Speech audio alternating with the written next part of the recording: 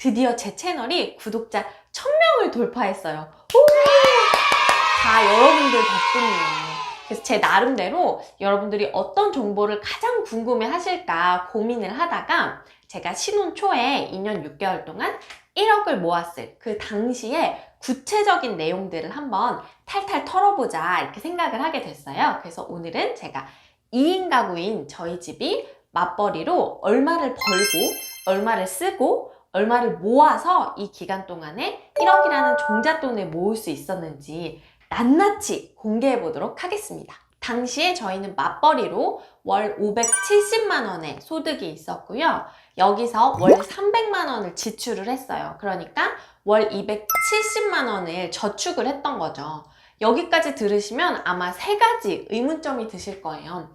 첫 번째는 생각보다 그렇게 적게 쓴 생활비는 아닌데, 두 번째는 생각보다 저축률도 그렇게 높지는 않은데, 세 번째로 조금 계산 빠르신 분들은 270만 원씩 30개월이면 8,100만 원인데요. 나머지 1,900만 원은 어디 간 거죠? 이런 생각도 드실 거예요. 그래서 제가 지금부터 이 세 가지 의문점에도 불구하고 1억을 모았던 이야기를 여기에 대한 답변을 차근차근 드리면서 한번 풀어보도록 할게요. 먼저 첫 번째로 제 생활비를 한번 보면요. 월에 300이라는 생활비가 2인 가구인 걸 감안했을 때 아주 사치를 한 금액도 아니지만 굉장히 허리띠를 졸라맨 금액도 아니기는 해요. 그런데 저한테 절약이라는 건 무조건 안 입고 안 먹고 안 쓰고 그렇게 무조건적으로 아끼는 게 아니라 제 기준에서 불필요하다고 생각되는 곳에는 안 쓰는 게 절약이라고 생각을 했어요.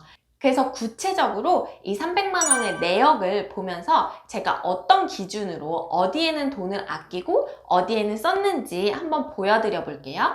먼저 고정생활비는 월 120만 원 정도였는데요. 여기에는 저희가 집을 사면서 발생한 대출에 대한 대출 이자까지 포함된 금액이에요. 다음으로 변동생활비는 월 90만 원을 지출했는데요.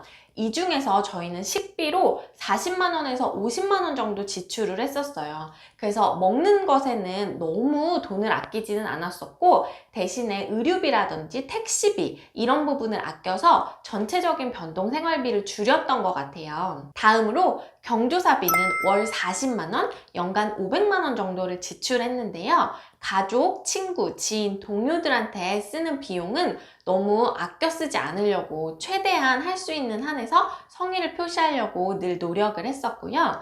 마지막은 여행비인데요. 여행비에 월 500만 원, 연간 600만 원을 지출을 했어요. 근데 지금도 이 소비는 정말 잘 썼다, 정말 만족하는 부분의 소비예요. 물론 저희가 여행에 이렇게 연간 600만 원을 쓰지 않았다면 1억을 모으는 기간이 더 단축돼서 2년 반이 아니라 2년 3개월이 됐을 수도 있고 또 2년이 됐을 수도 있을 거예요. 근데 이 부분에 대해서 후회가 있냐라고 물어보면 저는 6개월이 좀 늘어났더라 하더라도 충분히 만족스러운 소비였기 때문에 전혀 후회가 없거든요. 이런 식으로 저희는 절약을 하고 종잣돈을 모으더라도 경험에 돈을 쓰는 부분에 있어서는 아끼지 않고 지출을 했던 것 같아요. 그래서 여러분들도 지금 종잣돈 모으기를 하고 계시거나 또는 종잣돈을 모아야겠다 이렇게 계획을 세우셨다면 너무 모든 부분에서 소비를 다 통제하려고 하지 마시고 나를 위한 딱 한 가지, 그게 저희 부부처럼 여행이 될 수도 있고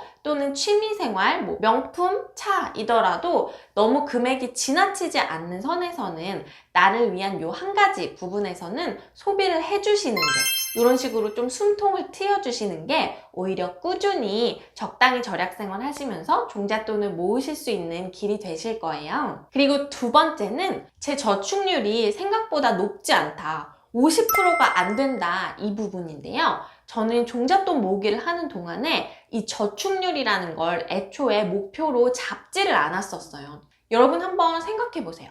내가 소득이 굉장히 적은데 거기서 열심히 아껴서 막 저축률을 70%, 80% 달성하는 게 과연 그게 종잣돈 모으기의 본질일까요?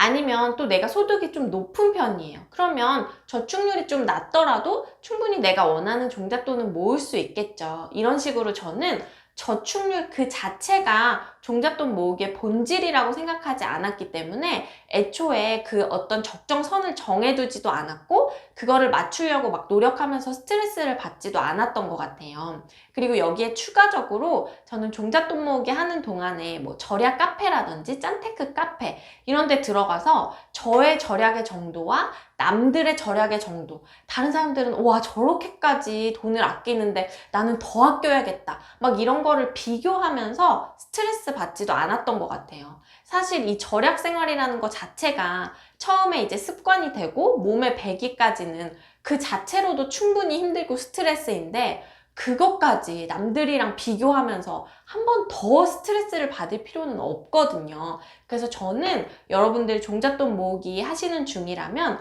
너무 나의 절약의 정도를 다른 사람들이랑 비교하면서 스트레스 받지 마시라 이렇게 말씀드리고 싶어요. 예를 들어서 절약을 열심히 해서 종잣돈을 모으는 게 다이어트해서 몸매 관리하는 거랑 비슷한 부분이 많거든요. 이 저축률에 너무 집착하는 건 급격한 다이어트를 하는 거랑 비슷한 건데 여러분들 급격한 다이어트 하면 금방 요요 오기 쉽잖아요. 근데 오히려 조금 천천히 하더라도 운동과 식단 관리를 하면서 다이어트를 하면 그 몸매를 평생 꾸준히 유지할 수 있는 거잖아요. 마찬가지로 너무 극단적인 저축률을 설정해 놓고 막 스트레스 받는 것보다는 내가 할 수 있는 적정선에서의 그 저축률을 꾸준히 유지하시는 게 종잣돈 모으시는 데는 더 크게 도움이 되실 거예요. 세 번째는 1,900만 원의 행방인데요. 바로 투자소득을 통해서 만들었어요. 주식과 부동산을 통한 투자소득이었는데요. 저희는 종잣돈을 모으는 동안에 예금, 적금을 하지 않았었고 간접 투자인 펀드도 이용하지 않았었어요. 저희가 가지고 있는 종잣돈에서 일정 부분을 떼서 늘 직접 투자를 해왔었는데요. 이를 통해서 소액이지만 주식을 통한 투자 소득이 났었고요. 저희가 첫 신혼집으로 신축 빌라를 매매를 했었는데 빌라였지만 저희의 나름의 노력 덕분에 매매를 할 때 약간의 차익을 볼 수 있었어요. 그래서 이 두 가지를 통해서 1,900만 원의 투자 소득을 일으킬 수 있었는데요. 아마 이 투자 소득이 없었다면 저희가 조금 더 아껴야 됐거나 아니면 저희가 1억을 모으는 기간이 조금 더 길어졌을 거예요. 이 1억에서 1,900만 원이라는 돈은 거의 20%에 해당하는 비중이기 때문에 결코 적지 않은 비중이었거든요. 그래서 저희가 종잣돈 모으기를 하는 동안에 약간 뒤에서 저희를 든든하게 밀어주는 이런 느낌이 들었었어요. 그리고 이런 경험을 통해서 투자소득에 관심을 갖게 됐고 이후에도 지금까지 저희가 꾸준히 주식과 부동산에 관심을 갖게 해줬던 것 같아요. 그래서 오늘 제 영상 보시면서 여러분들의 소득, 지출, 그리고 저축에까지 다시 한번 점검해 보시면서 비교를 통해서 종잣돈 모으기 계획을 다시 한번 수정해 보시고 점검해 보시는 계기가 되면 좋을 것 같아요. 오늘 제 영상이 도움이 되셨다면 구독, 좋아요로 응원 팍팍 부탁드려요.